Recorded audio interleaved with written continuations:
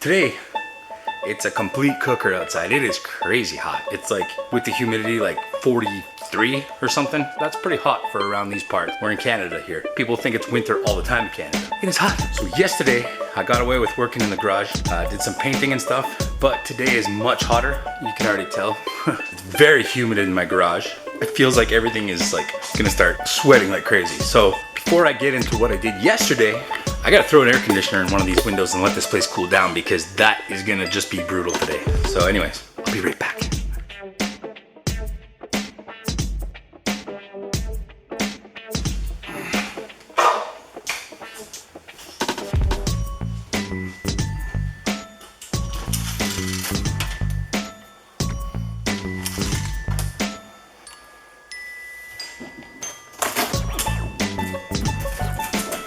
Okay, so let's hope that cools things down in here. And it's still devastatingly hot outside. What I did yesterday was a fender on the Harley. This bike is being built for my stepmom. It's being built in my dad's garage by him. For the guys that known us a long time, we've been building bikes forever, cars, mostly like hot rod stuff, muscle cars, custom Harleys. That's what we do. I'm more into the Japanese stuff and the drifting and that kind of scene, but my dad is the true blue hot rodder. It's the way he is, the way he was, the way he's always gonna be. So I'm like that too, you know, nut doesn't fall far from the tree. So yesterday, like I was saying, I airbrushed the Rocket Bunny on the back of this Harley. They wanted a design for it. They were thinking of a design that would be kind of cool. It's a girl's bike, and one night I was just doodling and I did a bunny with a pilot helmet holding a big rocket and put Rocket Bunny underneath it, kind of like the body kits for the cars, and they thought it was great. So that little bunny I did went on the back fender. Now I'm still waiting for some stencils to be done. I just went over to get all that stuff checked out. The stencils will be done for tomorrow, so I'm kind of out of luck for painting today. So I figured I'd tell you what I did to it. So here, check it out, I'll give you a better look. It's still waiting for clear coat, and when you put clear coat on something like this, it really changes it, makes it pop, makes it come alive, gives it some depth, some sort of like 3D-ness to it. So check it out.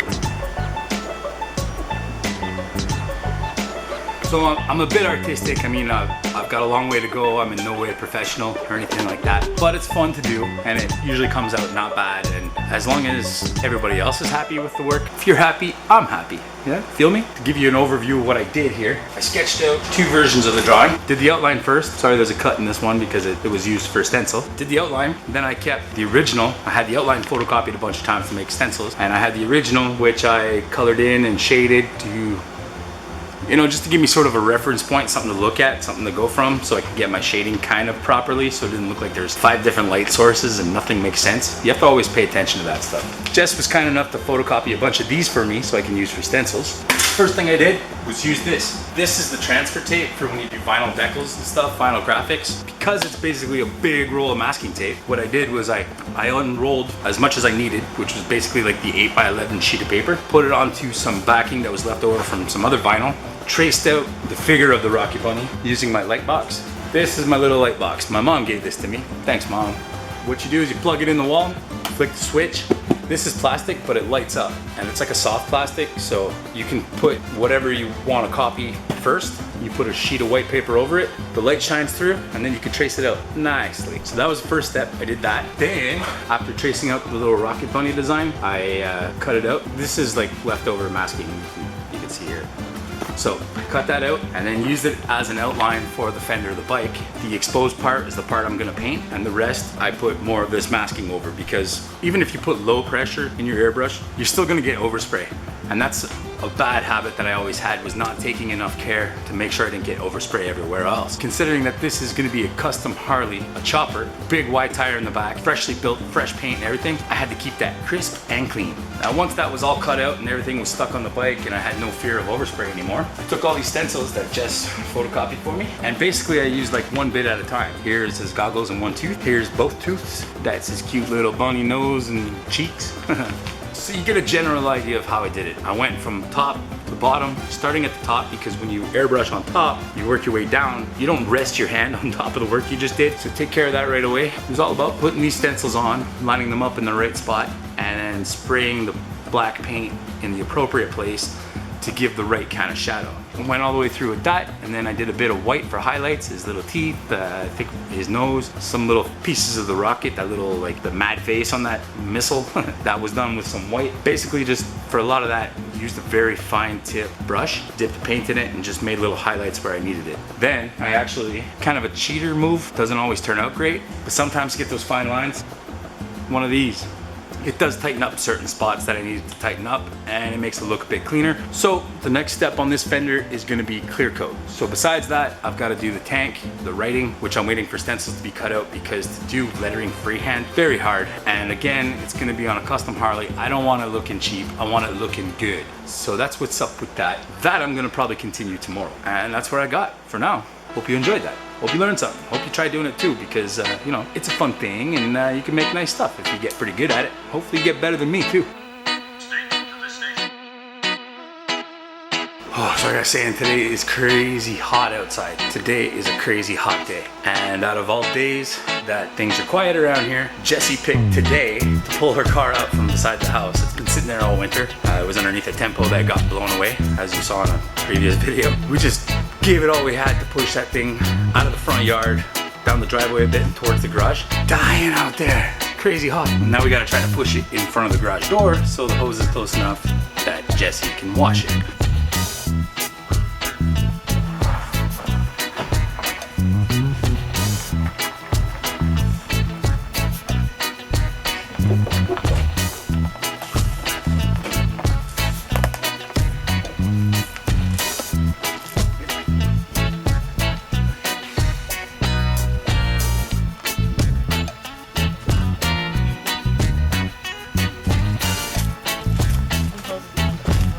Happy now? Got your car out on the hottest day of the year. You pick a worse day. Probably. So what's it? It's dipped, so you have to wash it with what?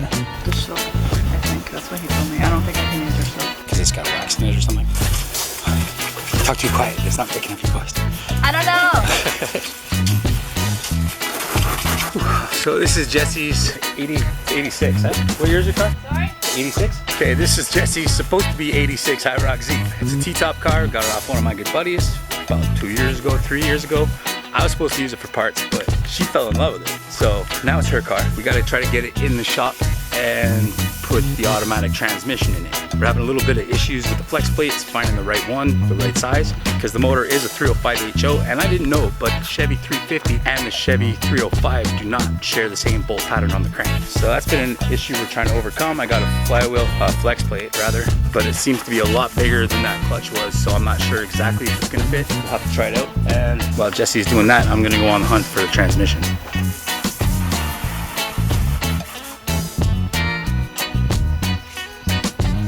Problem number one, transmission I had for it was too short.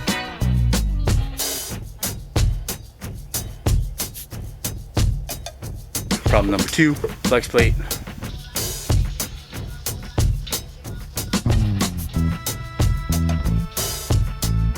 Problem number three, I can't find my sunglasses.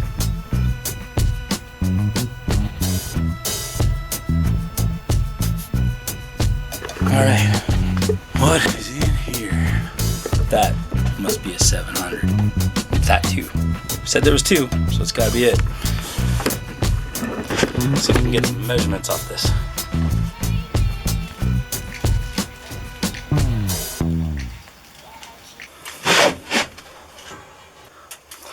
Should be mighty close. Okay, so that looks a little better. I don't know if it's 31 exactly, actually. Stupidly. Let's measure this other one up here.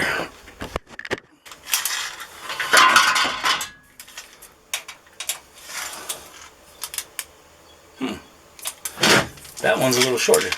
Ooh, it's hot in here. It's crazy. Okay, so I found two 700 R4 transmissions that should work. And they're actually a little bit, just a tiny bit, like ½ inch longer than the 5-speed was. So that should be perfect. It's easier to shorten a drive shaft than it is to extend it. The other issue is the flex plate. Now, I'm gonna count the teeth on the flex plate that I got from Jay, which is clearly too big. And then I'll count the teeth on the original clutch that was in the car. Hopefully that'll give me something to go off of. Let's go back. Oh, I got sweat in my eye. I got good news. Transmission's the right size. From your dad? Yeah, and you're gonna have overdrive. That's a good thing. Yeah. Remember that time it cost us $80 to go to Granby with the Acadian? Oh.